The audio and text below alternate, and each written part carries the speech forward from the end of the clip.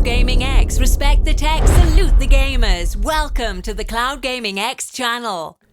What's up, fellas? Welcome to the Cloud Gaming X channel. Now today I want to talk to you guys about EA's cloud streaming service for games called EA Atlas.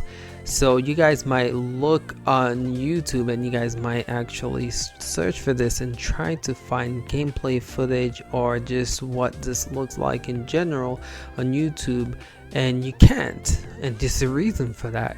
EA is actually not permitting anyone to show any recorded footage of gameplay on EA Atlas. The reason being, this is still a demo version of the service, so they don't want people to give it a bad rep, bad name. You guys already know EA is struggling with just having a bad reputation in the gaming industry, so to save themselves from all the embarrassment, no one's allowed to record gameplay footage, so I cannot show you guys what this looks like, which is kind of a bummer, because I was really excited when I got invited through the email.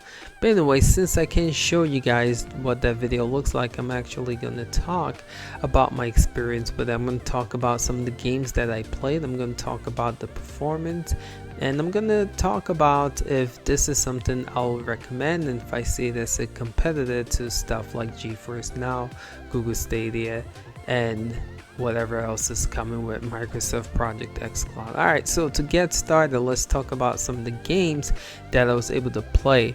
Now, the 4 games that I was able to play, the first one being FIFA 19, second one being Need for Speed Rivals, the third one being Titanfall, and the fourth one being Unraveled. I hope I'm saying that fourth one correctly.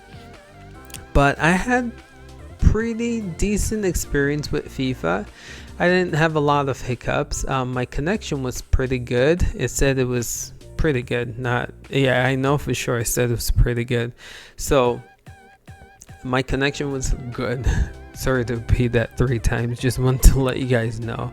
Connection was not an issue when it came to playing these games, but for FIFA my connection was good and I still experienced some lag. It happened most of the time after like a goal was scored. The cutscene, if you want to call it that, after you score a goal, kind of gives a little hiccup, and that was actually pretty annoying because it showed that the service was struggling if they can't maintain just a little cutscene like that. Need for Speed Rivals is the second game that I tried, and also speaking, that was by far the best experience I had. There wasn't a lot of hiccup, and you would think with a racing game with the turning and precision that you need with the turns that this would be one of the games that would struggle the most, but this was by far my best experience with the service.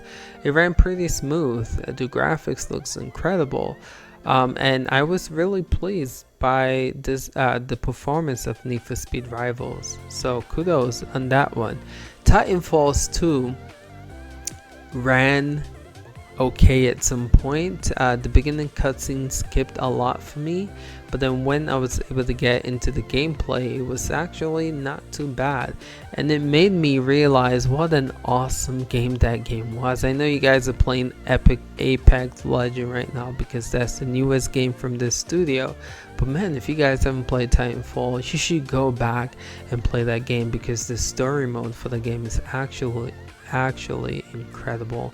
So check that game out if you haven't, but that was a good treat to go back and play that again. I experienced some latency, lag issues in the beginning with the cutscene and then just getting right into the game, but after that, after the game loaded, I didn't experience that much latency and lag. But the last game I tried was Unravel. Gosh, I hope I'm saying this game correctly. Forgive me if I'm not. But yeah, this game played pretty smooth all around. It wasn't that graphically intense, so I didn't have a lot of issues with it. Frame rate was pretty smooth and no latency as much. But yeah, so those were my experience with the 4 games.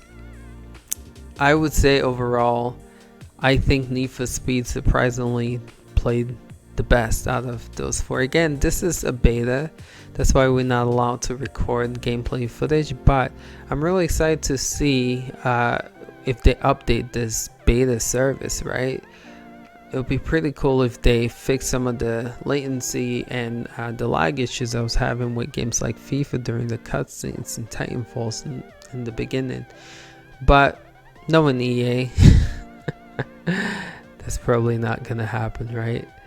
Alright, so to move on, let's talk about the performance. I would say overall, compared to GeForce Now and my hands-on experience with Stadia, I would say this needs a lot of work. It's a demo for a reason, and there's a reason why they don't want you to see cutscene. That's because, honestly speaking, this did not run so well. So yeah, it needs more time in the oven before it becomes mainstream. Now, do I see this being a direct competitor to stuff like Google Stadia and stuff like Microsoft Project xCloud? I don't think so.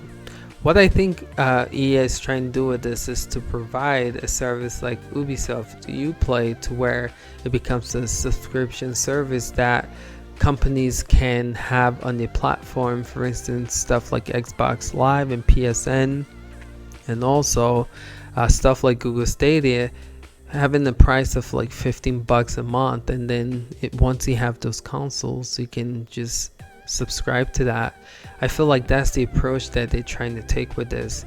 As far as it being like a direct competitor to Google Stadia and Microsoft Project xCloud, I don't think that's the case. I think EA just wants to make noise in the cloud gaming area service and let people know they have their own thing, and then also provide that subscription model to it.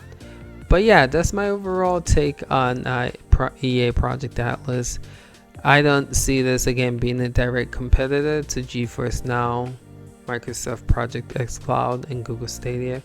But again, the future of cloud gaming is bright, and this is an exciting time for people who are excited for cloud gaming in general. So yeah, EA, thank you for sending me that invite.